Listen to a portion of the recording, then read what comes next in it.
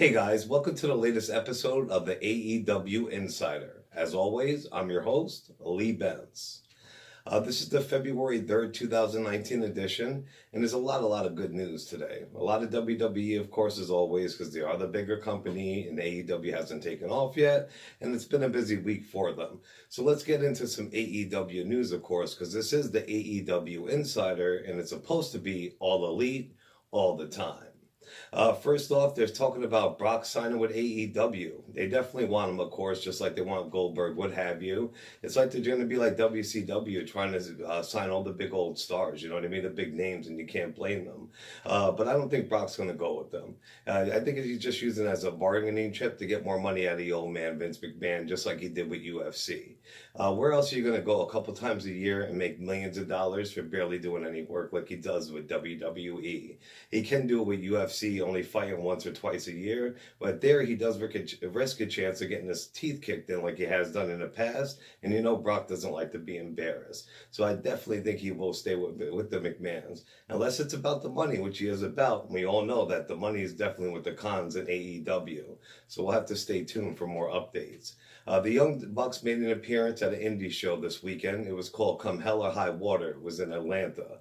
I knew it was going to be in Atlanta because the last couple of weeks when they do make appearances, they'll put a little video on Twitter, and it was so obvious this time. It was Donald Glover from the TV show Atlanta. I mean, come on, guys. You want to make it a little bit fun. You know what I mean? They did get in the ring, and they confronted two of the biggest tag team free agents out there, which is Pentagon Jr. and Phoenix. They said right now you guys are the number 2 tag team in the world, meaning that they were the number 1 tag team.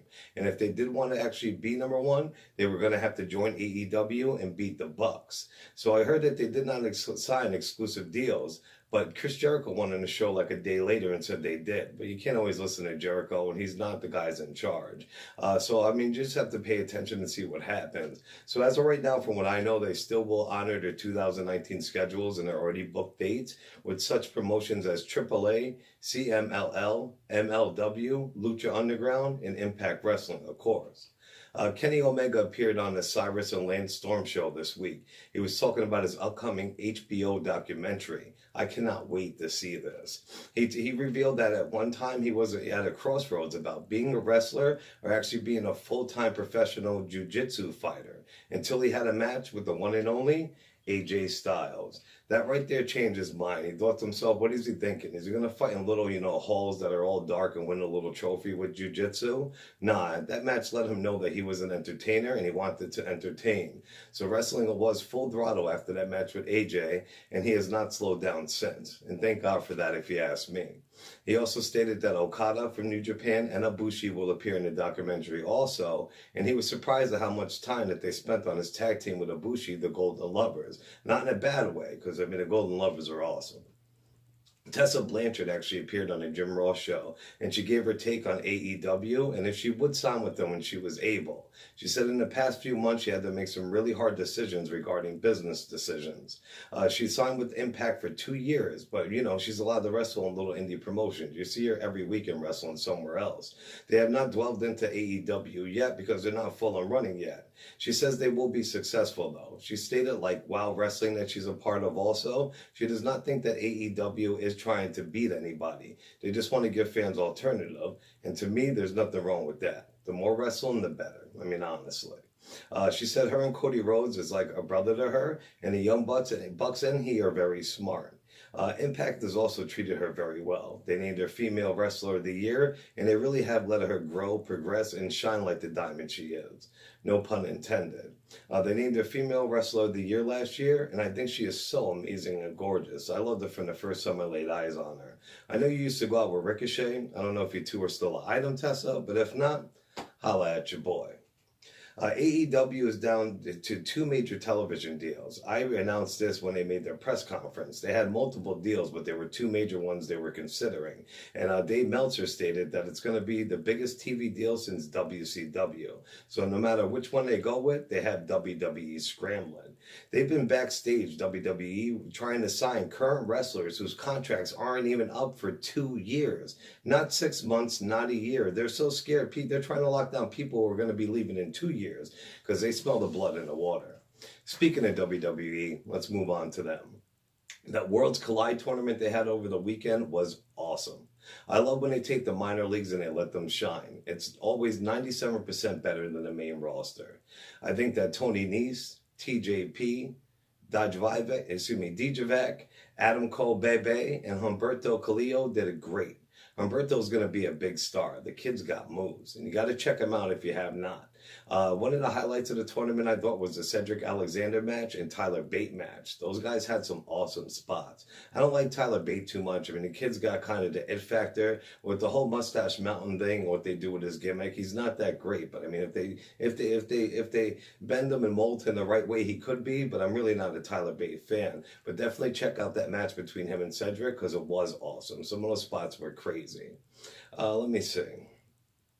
And then, the best part of it was Adam Cole. I knew that he wouldn't win it because he doesn't need it. The Panama Playboy is going to get called up soon when his boy's undisputed.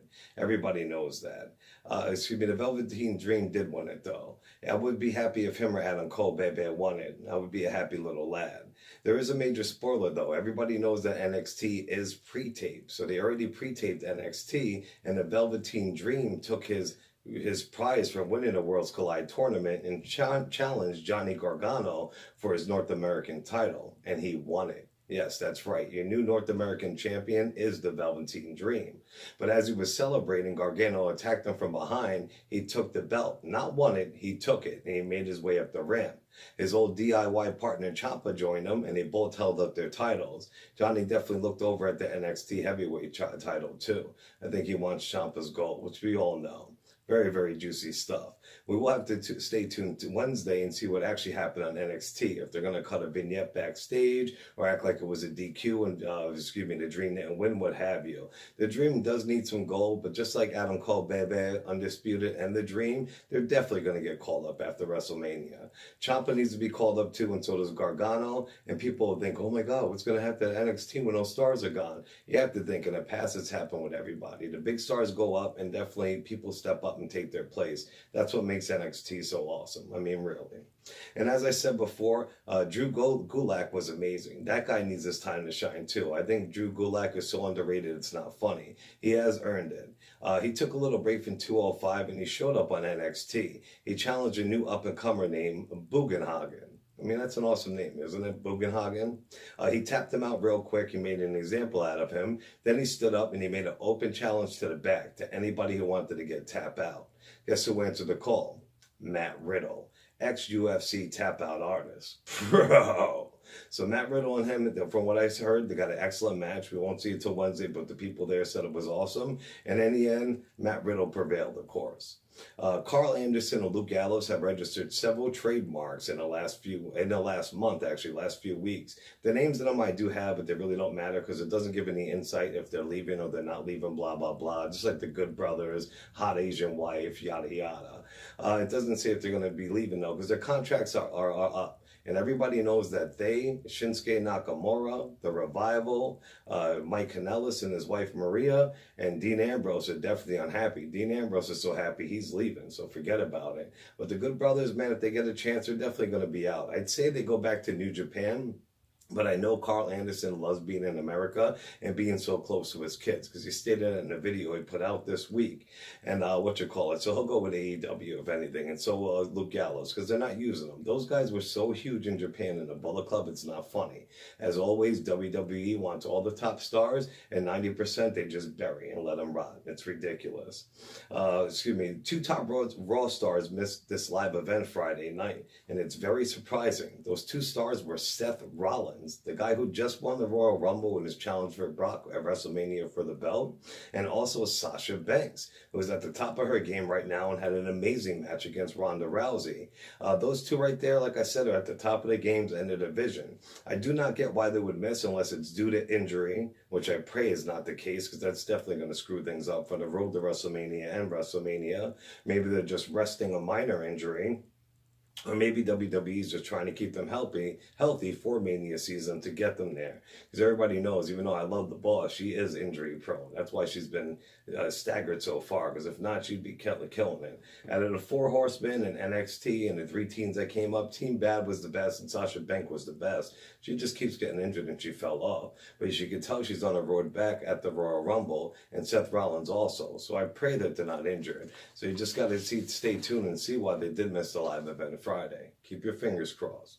Now on to some New Japan news. New Japan renewed my monthly subscription January 31st for the month of February. And I have to say, I really don't know how I feel about it. I love me some Bullet Club for life, literally. Bullet Club's the bomb. But with top stars like Kenny Omega leaving, which his contract was up at midnight February 1st, and Chucky T and Trent Beretta also signed with AEW, I do not know if I'm going to renew my subscription next month. I think I'd rather go with something like Ring of Honor. So New Japan, you have less than 24 days to change my mind. You've been warned. They're having a great tournament going on right now. It's for a month. That's what's great about New Japan. If they do a pay-per-view or a tournament, they'll do it for a whole month long, and they'll do a bunch of events until a winner's crown. It's called something like New Beginnings, something beginning, fresh beginnings, what have you. And I love me some Switchblade Jay White. He's a great fit for the Bullet Club leader, and he was tearing at the press conference. He told the current champion who beat, Kenny Omega at Wrestle Kingdom, which was crap, and he told the audience too that they should be ashamed of themselves. And this match is the end-all be-all for them. It's the audience fault and the people of Japan that Hiroshi, the champion's body, is battered and damaged. Those people put himself on the line and go overboard for their entertainment. The best is when Switchblade called him out. Jay White called Hiroshi out on January 9th. He told him he wants his belt. He said it's his belt. It is the Switchblade era. He said, if you want to prove me wrong, old man, get in the ring. You can barely effing walk. Switchblade is the bomb. If you haven't seen Switchblade Jay White or Tama Tonga in New Japan, you have to check it out. Go on YouTube and just watch their post-match interviews. Those guys are the best because they can curse, they can do what they want. It's awesome. I just don't know. I think Ring of Honor might be a better choice right now, but I'm going to check it out.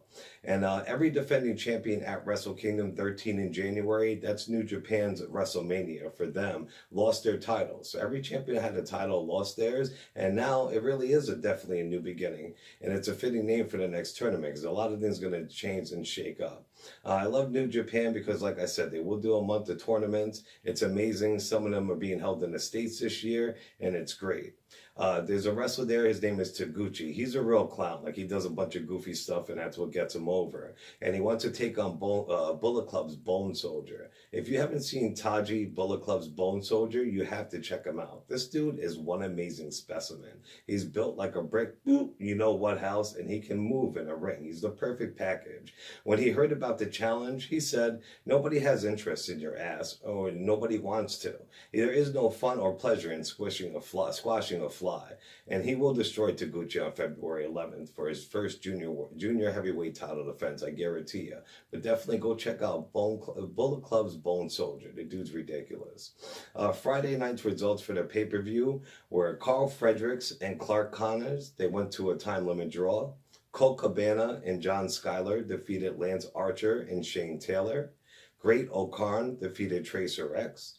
Brody King and Marty Scurll, Villains Enterprises, defeated Jonathan Gresham and Jeff Cobb. Jeff Cobb's really awesome too. And definitely check out PCO from Villain Enterprises. PCO is ridiculous. I mentioned him before. He interacts with all his fans on Twitter, and the guy's ridiculous. He films these skits with his manager called Destro every Monday. They do it in Canada. He's Canadian. If you see the stuff this guy does, like his nickname is PCO is non-human. He isn't. He's like Frankenstein. He's ridiculous. Check out PCO Monday night, whatever it is, on Twitter. Your mind will be blown. You'll be a fan. And definitely reach out to him, too, because he'll reach back out to you. He loves the love. He retweets. He is the man. PCO, Villain Enterprises, baby. All right, also that night, Davey Boy Smith Jr. defeated Alex Coughlin. Tracy Williams and David Finlay. Yo, David Finlay is awesome. Check him out too. He literally is like a young Chris Jericho. That's what he reminds me of. That guy's going to be huge. They defeated Rocky Romero and Chucky T. Chucky T is one of the best friends, and him and Trent Beretta are the ones who told New Japan they were going to sign. They just did it verbally with a handshake, but didn't do a contract, and AEW stole them. Yo, Chucky T is hilarious, and Trent Beretta is awesome too. They do a show on YouTube, which I mentioned in the past, called, Best Friends. You have to watch it. They just sit there with beers, alcohol, smoke, they get wasted, and they got people like Sami Callihan on there, Ricochet, and they just talk trash, they shoot on people. It's awesome. So check out Best Friends, Chucky T, Trent Beretta. The final match was Juice Robinson, and he beat Trent Beretta. He retained his U.S. Heavyweight Championship. Yeah, there was a crazy spot in the match. They were on the outside of the ring ropes on the apron, and Beretta actually gave Juice a DDT on it. I've never seen it before. His neck should be broke. It was ridiculous. He DDT'd him right on the outside ring apron. The spot was insane. All right, my friends, that is for now. I'll do another video, like I said, more than once a week. I shall return very soon, and I am still looking for a female co-host who has a lot of wrestling knowledge and is passionate about it. Not some perv or anything like that. Doesn't matter what you look like, but definitely for my podcast. Might be a little bit harder to do it for YouTube if you're not local, but the AEW Insider podcast, you could do it from where you're at. I could do it from where I'm at. It'd be awesome. It'd be great to have a female co-host because there really isn't a male and female team out there. Plus, we can bounce off each other, get each other's ideas, and it will make the videos and the podcast a little bit longer. So if you are a female and you have great wrestling knowledge and you're passionate about that and you're looking to join me, definitely, leave a message down here, or you can hit me up on Twitter or hit me up on Facebook or Anchor, what have you. Once again, this is Lee Bentz with the AEW Insider. Definitely check out our videos on YouTube all the time. Like, subscribe, share, hit that bell so you can get notified every time a new video is made. I love the support. Definitely check out Anchor for my podcast, Google Play, iTunes, Spotify, Breaker Radio, what have you. It's on all of them. Definitely come join us in our fan group, the AEW Insider fan group, and our partner group on Facebook called WFW. Definitely hit me up on Twitter. You can talk to me. I'll talk to you right back if you have any questions or anything like that. Twitter, AEW Insider everywhere. That's what it is. And if you want all WWE news from a really good crew, definitely check out my main man, 2-2, on the Jobber Jabber Wrestling universe. They're on Twitter, they're on Facebook, they're with the WFW fan group with me, and they also do their podcast about twice a week on all the places that I name. So I will be back in a couple days with any breaking news or gossip. Like I said, if you guys don't let me down, I won't let you down. I appreciate all the love, the views, the likes, the comments, and also definitely the podcast. You guys are giving that podcast a lot of love. So remember, it's Lee Bentz, and this is the AEW Insider. All elite, all the time, and I'll see you guys soon.